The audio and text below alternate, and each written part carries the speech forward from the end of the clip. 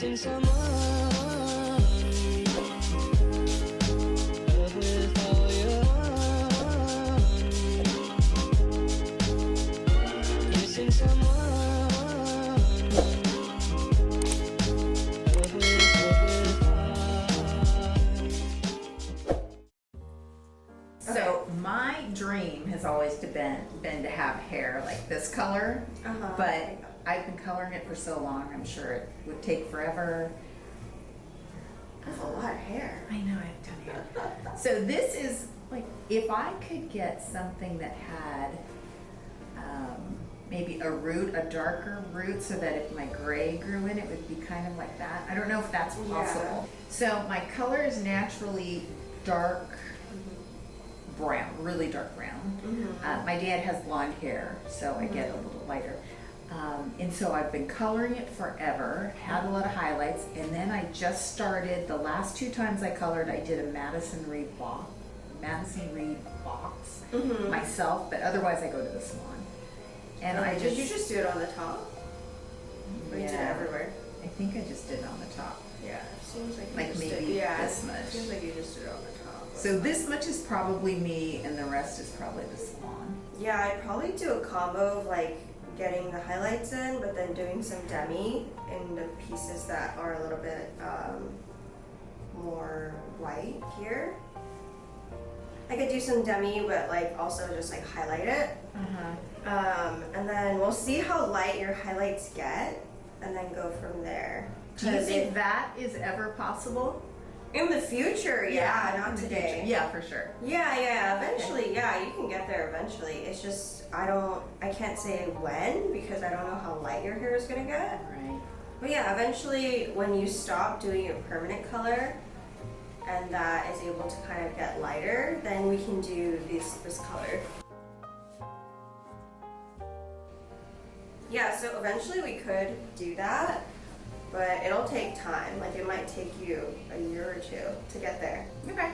But as far as like, at least we'll be starting the journey of like getting rid of or like slowly growing out that permanent color. Because when we do like the demi base in between, it still can lift really pretty. It's the permanent color that lifts like this. And it doesn't really blend very well because it fades so warm against this. Yeah.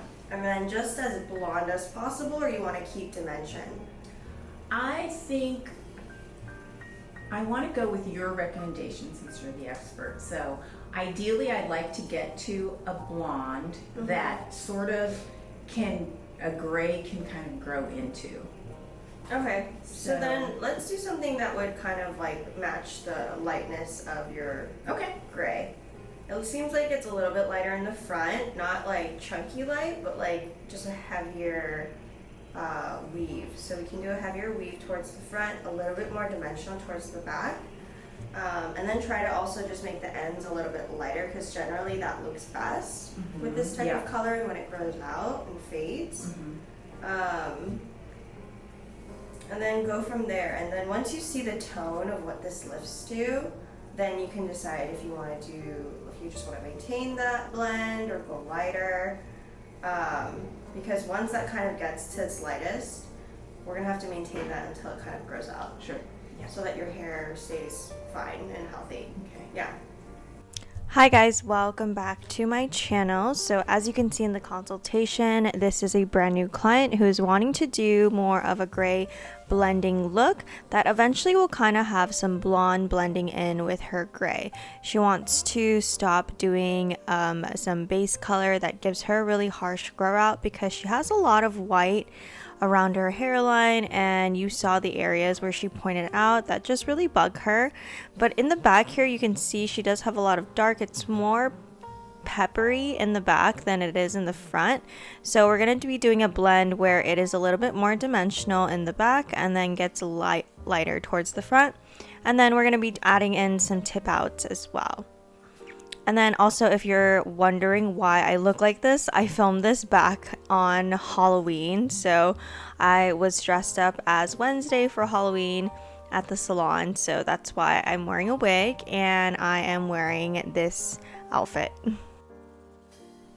So if you are new to my channel, the way that I approach a gray blending foil placement is I will always start in the back, and right around the hairline I always like to do a weave, and then for the rest I'll start doing some slices to kind of blend it all together. And since she is pretty much all dark, I would consider this all dark because all back here it's pretty dark, she doesn't have a ton of highlights. I am opting to do slices for this sectioning pattern. Now if she had a ton of highlights and her concern was dimension, you could totally do weaves instead of slices at this point, or you could tease your slices at this point. But I'm just going to go right in and do slices because I find that this gives me the most amount of impact. And this is going to make it a lot easier for me to touch it up next time she comes in and all of that. And yes, doing slices can appear to be more on, some people would say, on the contrast side. There is a heavier contrast between the dark and the light. And to combat that, you could just weave it or tease it, whatever you like. But since this is like her first session with me, I typically will try to slice all of this just to kind of get rid of majority of that old color, because our goal is to kind of get them as light as possible and just blend it as much as we can this first session. And then after this we'll see how she feels about it, and then start making slight alterations to the placement and the weave and all of that according to how she felt that it grew out or faded. But those are just some options to think about when you're doing this placement too, that if you do feel like maybe this part looks a little bit chunky or maybe stripy or contrasty in any way, you could definitely take thinner slices, start weaving it, teasing it, do whatever you want. But the key to this placement is keeping that center mohawk section in the back. And so by doing this, you're only tackling that back section after you've detailed the hairline in one. And as you're going through the back, you're taking this back section all the way up towards the head, the top of her head to her hairline. And this is going to save you a lot of time as far as foiling, especially if you're doing a full head from scratch like this. So for this placement, I am using the Danger Jones powder lightener that has 9+ levels of lift. And I honestly, guys, this is my favorite lightener. I used to use the Schwarzkopf Blonde Me lightener, and that was my other favorite lightener, and I could not live without it. And then I discovered the Danger Jones powder lightener, and I was honestly even more impressed because this one doesn't swell. A lot of times when I use the Blonde Me one, sometimes it would swell depending on what the client had on their hair, if they had a ton of buildup or permanent color, I don't know. But I found that Blonde Me could swell and this one actually doesn't. And another reason why I love this one is because I've never ever seen this one like leak. In the past, when a client has a lot of color on their hair or a lot of color history, sometimes the foils would leak in a rare occasion, and that is honestly always such a scary thing because you have to immediately rinse it out. It's having like a weird chemical reaction with whatever the lightener has in it, and I've never ever seen the Danger Jones lightener do that. And I have just been really impressed with it lately. It has the strength that I need, and for me, I have a lot of clients that come in with dark hair, or they're searching for a stylist that knows how to deal with dark hair because they've dealt with stylists that left them very warm. So it's just really important for me to have a lightener that I trust and know will get my clients light enough to where I need them to be in a timely manner. And this one I feel like it doesn't work super fast, but I feel like it works fast enough for me to the point where the client's hair is healthy, yet it has an amazing lift. So like we said, we're going to keep her front lighter. So I already did her money piece on the top. You can see that top section is really just a continuation of that back center section. So now I'm going in and doing the sides, kind of connecting. And I did some slices and weaves on the side here to kind of connect it. And this part, what I want to mention about detailing the hairline on the side is I will start foiling pretty much like a diagonal back along the hairline until I feel like that side section is small enough or wide enough to where my foil, the hair can fit in my foil.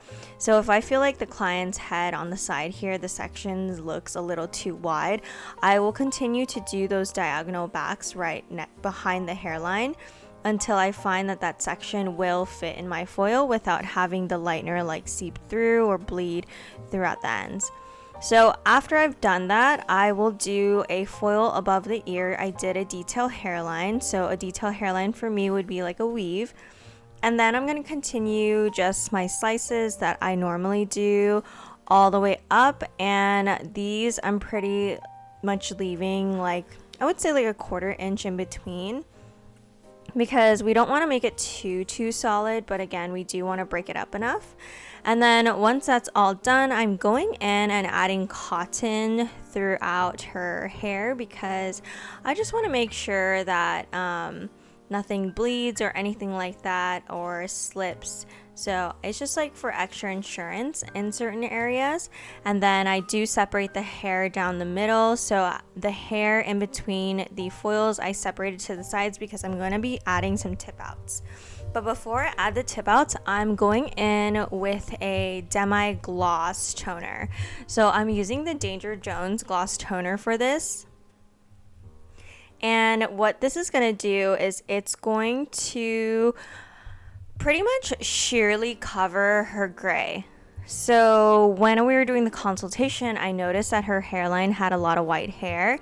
So if I were to leave that right now, because all her hair is dark and the amount of white hair compared to Pepper around her hairline was a lot more, I need something that's going to kind of act as a transition since this is her first session with me. So I went in and added that demi in between. The formula for that, I used a level 6 natural. I generally will use a natural for this so that it has good coverage even though it's a demi. And I only put it in areas where I felt like her hair was really white, which was around her hairline. So after I have finished adding in those demi in between her foils wherever it's necessary, I'm going in and adding some tip outs around her face. So I'm doing my over direction towards the front of the face, teasing it, and then weaving it to create a very soft and seamless blend.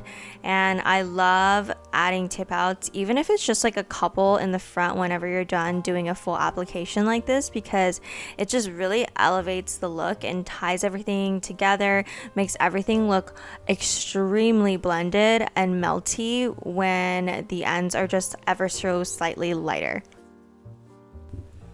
So my client lifted really nicely. I feel like she lifted to about like a level 9. Some pieces did lift to a level 10, but I also just didn't want to lift her too light because she wanted something that was more on the neutral blonde tone. She didn't want to be too gray or anything like that, even though we are doing a gray blending transformation.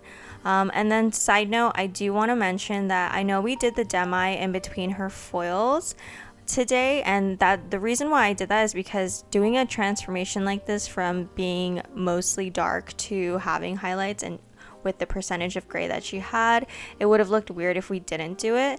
But eventually down the line, when her mids and ends get really light and have a softer blend, we can try and see if she can stop doing the demi in between her foils to kind of even give her an even softer blend. So for her toner formulation, I'm using the Danger Jones gloss toners. We mixed up a 7-0 and then I added in a little bit of 6-0 for her root formulation. And then on the mids and ends, we did a mixture of 10-32 and 10-12. And this is going to create a really nice controlled blonde tone. It's not going to make it too gray. and it's not going to be too warm either. Wow, I love it so much. Yay. Oh my gosh, it's so pretty. The color's amazing. Oh my gosh, it's so small.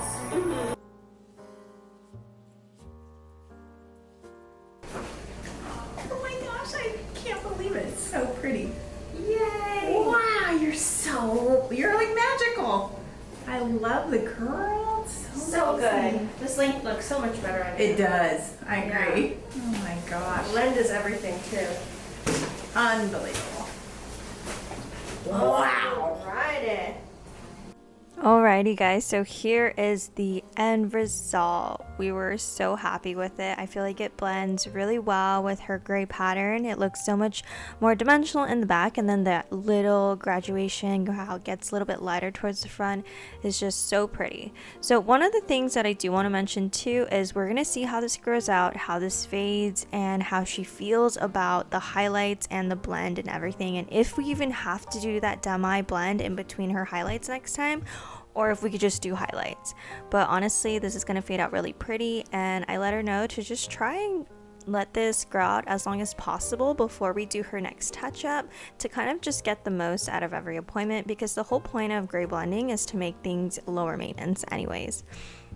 Alrighty guys, that is it for this week's episode. Thank you guys so much for watching and tuning in, and as always, I will talk to you guys next week.